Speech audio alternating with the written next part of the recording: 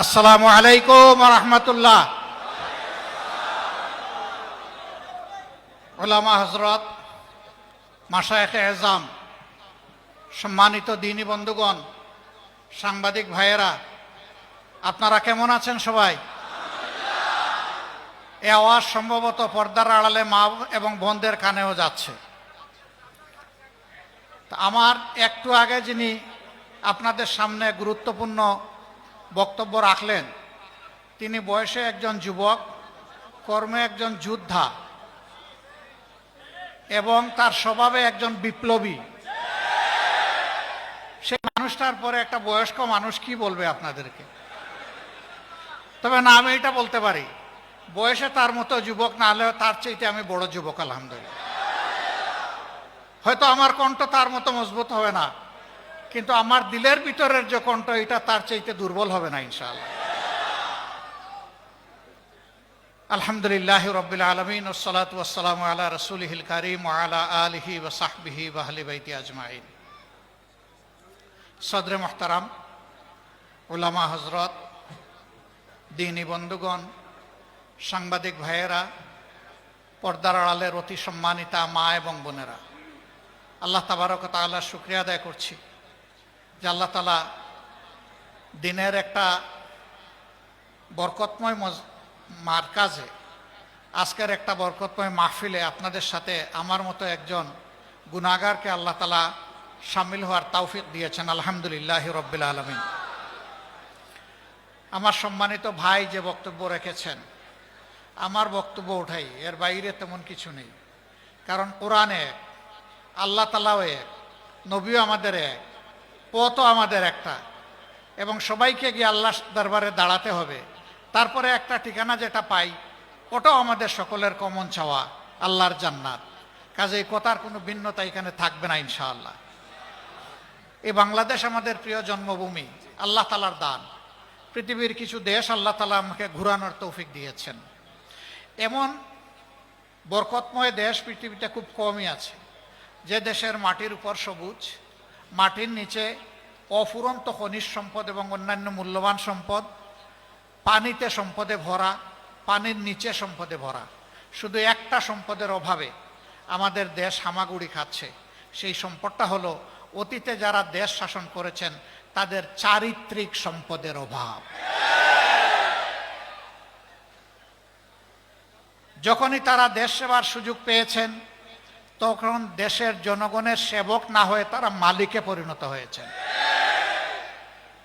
আলহামদুলিল্লাহ, ইতিহাসের এক যুগ সন্ধিক্ষণে আজকে বাংলাদেশ।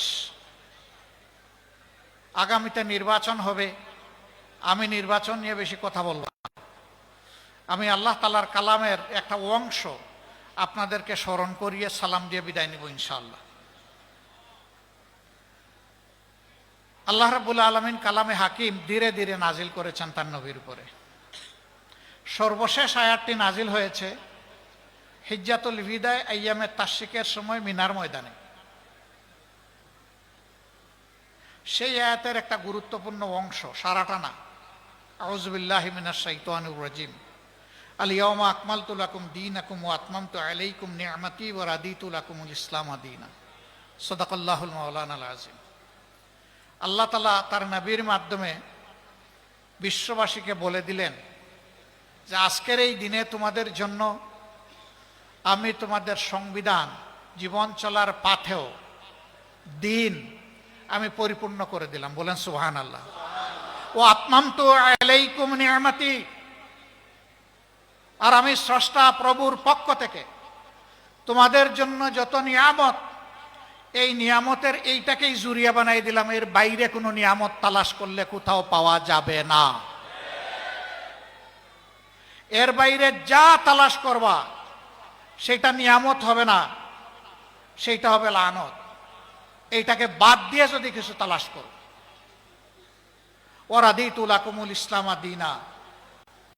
আর তোমরা জেনে রাখো, আমি কিন্তু ইসলামকেই শুধু আমার কাছে মনোনীত দিন হিসাবে, জীবন বিধান হিসাবে আমি কবুল করলাম। বাকি যেগুলো আছে ফামান ইয়াকবালু মিনহা, একটাও কবুল করা হবে না। সব রিজেক্টেড, পচা মাল, সব পচা মাল। যে বাদের অমুকবাদ তমুকবাদ, যে বাদের গামছা গায়ে দিয়ে আসুক, সব পচা মাল। যা আল্লাহ তাআলা বলে দিয়েছেন মানুষের জন্য এইটাই উত্তম এবং একমাত্র উত্তম, এর বাইরে আর কোনো উত্তম নাই। সম্মানিত বন্ধুগণ, এটি দিনের একটি মরকাজ। এখানে কিতাবুল্লাহ এবং সিরাতে সরওয়ারে আলম বা সুন্নতে রাসূলুল্লাহ সাল্লাল্লাহু আলাইহি সাল্লামের তালিম হয়। কেন এই তালিমটা? কেন এই তালিম? হচ্ছে আমলের জন্য। ইলমের জন্য তো অবশ্যই, কিন্তু ইলমটা কি জন্য? ইলম হচ্ছে আমলের জন্য। আর আমলের ব্যাপারে শুরু হয়েছে ইকরা বিসমি রাব্বিকাল্লাযী খালাক দিয়ে, শেষ হয়েছে আল ইয়াউমা আকমালতু লাকুম দীনাকুম ওয়া আতমামতু আলাইকুম নি'মাতি ওয়া রাদিতু লাকুমুল ইসলাম দীনা। এর ভিতরে আল্লাহ মানুষকে যত আমল করার জন্য হুকুম দিয়েছেন, আল্লাহর কসম মুহাম্মদুর রাসূলুল্লাহ সাল্লাল্লাহু আলাইহি সাল্লাম সবগুলো আমল করেছেন, একটাও বাদ দেননি তিনি। এমনকি আল্লাহর আয়াত ওমা খালাকতুল জিন্না ওয়াল ইনসা ইল্লা লিয়াবুদুন, আর আমি জিন এবং মানুষকে আমার ইবাদত ছাড়া অন্য কোনো প্রয়োজনে পয়দা করিনি। তার মানে জীবনে একজন মুমিন, একজন বিশ্বাসী যত কাজ করবে সেটা আল্লাহর ইবাদতের উদ্দেশ্যে করবে। এখন প্রশ্ন জাগে, আমি ভাত খাবো, আমি চাকরি করব, আমি ব্যবসা করব, হাল চাষ করব, আমি যুদ্ধ করব, সেগুলো কি আমার ইবাদত? আল্লাহর কসম সবগুলো ইবাদত। যদি নবী করিম সাল্লাল্লাহু আলাইহি সাল্লামের নকশা কদম হয় সব ইবাদত, যদি আল্লাহর এবং আল্লাহর রাসূলের শাস্তা ছেড়ে দেওয়া হয় সবগুলা জিহালত, একটাও ইবাদত হবে না। এমনকি আপনি আপনার মায়ের দিকে তাকিয়ে একটু মুস্কি হাসি দিবেন উনাকে খুশি করার জন্য, এটাও ইবাদত। আপনার স্ত্রীর দিকে তাকিয়ে আপনি মুস্কি হাসি দিবেন, আল্লাহর কসম ওইটাও ইবাদত। আপনার মনটা যখন পবিত্র থাকবে, আপনার সন্তানকে আপনি আদর করবেন, এইটাও ইবাদত। আপনার বাবার আপনি সেবা করবেন, সেইটাও ইবাদত। আপনার বন্ধুর কোনো বৈধ প্রয়োজন পূরণ করবেন, এইটাও ইবাদত। এক কথায় দুনিয়ায় এমন কোনো কাজ নাই যেটা ইবাদতের মধ্যে গণ্য নয়। আবার নামাজও ইবাদত হবে না যদি আপনার মন গড়া আপনি নামাজ পড়েন। একটু পরে ইনশাআল্লাহ আল্লাহ তাআলা হায়াত দিলে, সুস্থ থাকলে সালাতুল মাগরিব আমরা আদায় করব। এটার ফরজ কয় রাকাত? বাংলাদেশে 3 রাকাত, আমেরিকায় কয় রাকাত, ইউরোপে কয় রাকাত, মিডল ইস্টে কয় রাকাত? এটা কেউ বদলাতে পারবে? কেউ যদি বলে যুগের ব্যবধানে আমাদের ইমান দুর্বল হয়ে পড়েছে, ঘাটতি পূরণের জন্য আজকে 4 রাকাত পড়ে নেই, তার নামাজ কবুল হবে? আল্লাহ তাআলার বিরুদ্ধে বিদ্রোহের শামিল হবে। আল্লাহ যে সীমারেখা ঠিক করে দিয়েছেন এটা ধরে টান দেওয়ার অধিকার কারণে। সম্মানিত ভাইরা, নামাজে তো শান্তি আছে, মসজিদের ভিতরে তো শান্তি পাই, এই মাহফিলেও আমরা শান্তি আর শান্তি দেখতে পাচ্ছি। কিন্তু নামাজ মাহফিল সম্পন্ন করে যখন রাস্তায় যাই, কর্মক্ষেত্রে যাই, চাকরিতে যাই, ব্যবসায় যাই, পরিবারে যাই, সমাজে যাই, রাষ্ট্রে যাই, দুনিয়ায় যাই, তখন কি এই শান্তিটা পাই? কেন পাই না? আফা তুমিনুনা বিবাদিল কিতাবি ওয়া তাকফুরুনা বিবাদ। তোমরা কি আমার কিতাবের কিছু অংশ মানবা আর কিছু মানবা না? কিছুর উপর ঈমান আনবা আর কিছুতে তাকফির করবা, অস্বীকার করবা। ফামা জাযাউ মান ইয়াফআলু যালিকা মিনকুম, তোমাদের মধ্য থেকে যে এরকম আচরণ আমার কিতাবের সাথে করবে, অর্থাৎ কিছু মানবে আর কিছু মানবে না, মতলবী মানা, সুবিধাবাদী মানা, ইল্লা খিজয়ুন ফিল হায়াতিদ দুনিয়া, তার জন্য আমার পক্ষ থেকে উপহার হচ্ছে আমি চরমভাবে দুনিয়ায় তাকে বেইজ্জত করব। এই ফতোয়া কে দিয়েছেন? এই ফতোয়া বদলানোর শক্তি কারো আছে? নাই। তাইলে আমরা শান্তি যে পাই না, এই ফতোয়ার মধ্যেই এটার জবাব আছে। জীবনের দিনগুলা ফেলে এসেছি, বৎসরগুলা ফেলে এসেছি, আর কয়টা দিন আর শ্বাস পাবো কেউ জানি না। মানব সন্তানের হায়াত 2 সেকেন্ডের মতো। একটা শ্বাস তুলে ওই তুলা শ্বাসটা ফেলতে সে বাধ্য, কিন্তু ফেলে দেওয়া শ্বাস তার আর উঠবে, ওটার কোনো হিসাব নেই। আর ওই যে তুলা শ্বাসটার সময় হচ্ছে মাত্র 2 সেকেন্ড। এইটাই রে ভাই আপনার আমার হায়াত। কোন ভরসায় আগামী দিন ভালো কাজ করব, আজকে যেমন তেমন হয়ে যাক, এই নিয়ত করার কোনো সুযোগ নেই। তাহলে জীবনে এখন যদি চিন্তা করি কি করেছি, আমরা কি সব সময় হকের পক্ষে ছিলাম? আমরা কি কোরআনের পক্ষে ছিলাম? কোরআনের আইন কায়েমের আওয়াজ যখন এসেছে আমরা কি লাব্বাইক বলে সাড়া দিয়েছি? আমরা অনেকে লজ্জিত হয়ে বলবো না, দিতে তো পারি নাই, তো এখন আমার কি হবে? এখন কি তাহলে আমার ঠিকানা জাহান্নাম হবে? আমাদের আল্লাহ, আমাদের খালিক, আমাদের মালিক, তিনি বড় রাউফুর রাহিম, তিনি বড় প্রেমময়, তিনি বড় দয়ালু। তিনি বলেছেন তোমরা গুনাহ করো, আমার কাছে তওবা করো, আমি তোমাদের গুনাহ মুছে দেব। আসেন আমরা মন ভরে তওবা করি।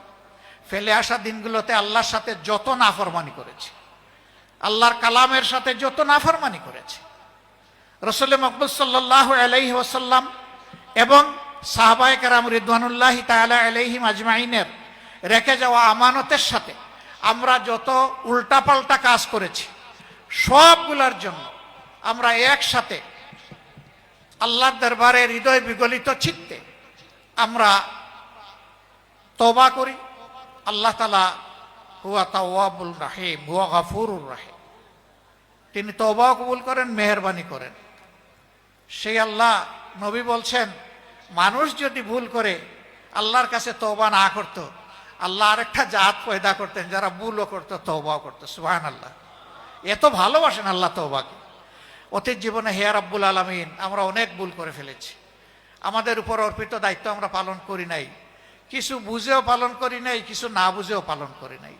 আজ তোমার দরবারে আমরা বিনা শর্তে সারেন্ডার করলাম। হে আল্লাহ, তুমি আমাদেরকে ক্ষমা করে দাও। আস্তাগফিরুল্লাহ আল্লাযী লা ইলাহা ইল্লা হুয়াল হাইয়ুল কাইয়্যুম ওয়া আতুবু ইলাইহি ওয়া লা হাওলা ওয়া লা কুওয়াতা ইল্লা বিল্লাহিল আলিয়্যিল আযীম। আমরা শপথ নিব, হে আল্লাহ আজকে থেকে নতুন জীবন দাও আমাদের। এই নতুন জীবনের মাধ্যমে আগামীতে তোমাকে আমরা কথা দিচ্ছি, ওয়াদা করছি, অঙ্গীকার করছি, আল্লাহ তোমার সাথে আর নাফরমানি জেনে শুনে করব না। তুমি আমাদের এই তওবাকে কবুল করো, ওয়াদাকে কবুল করো। আগামীতে যে নির্বাচন আসবে, এখানে হক বাতিলের মাঝে ফয়সালা হবে। আপনারা কার পক্ষে থাকবেন? কেউ যদি লাল চোখ দেখায় কার পক্ষে থাকবেন? লাল চোখকে পরোয়া করবেন? পরোয়া কাকে করবেন? পরওয়ারদিগার আল্লাহ তাআলাকে পরোয়া করব, আর কাউকে আমরা পরোয়া করি না। সম্মানিত ভাইরা, এটা বুট নয়, এটা এক একটা বেটো পাওয়ার, বেটো পাওয়ার। ভুল করলে আল্লাহর দরবারে জবাব দিতে হবে।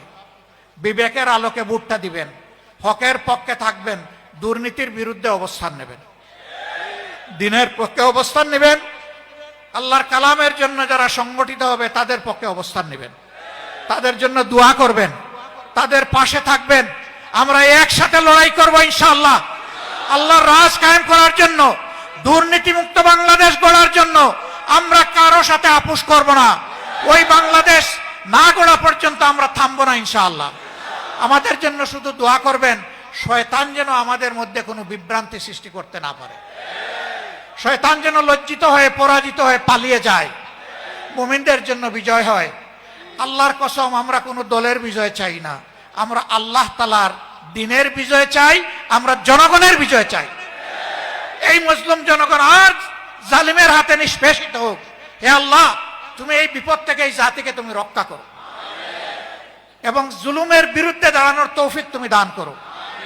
আল্লাহ তাআলার দরবারে সেই মুনাজাত করে নামাজের সময় আসন্ন আমাকে এখানে দাওয়াত করার জন্য আমি মহান রবের দরবারে শুকরিয়া আদায় করছি এবং এখানে বড় হুজুর ওনাকেও আমি আমার অন্তরের অন্তঃস্থল থেকে শুকরিয়া আদায় করছি।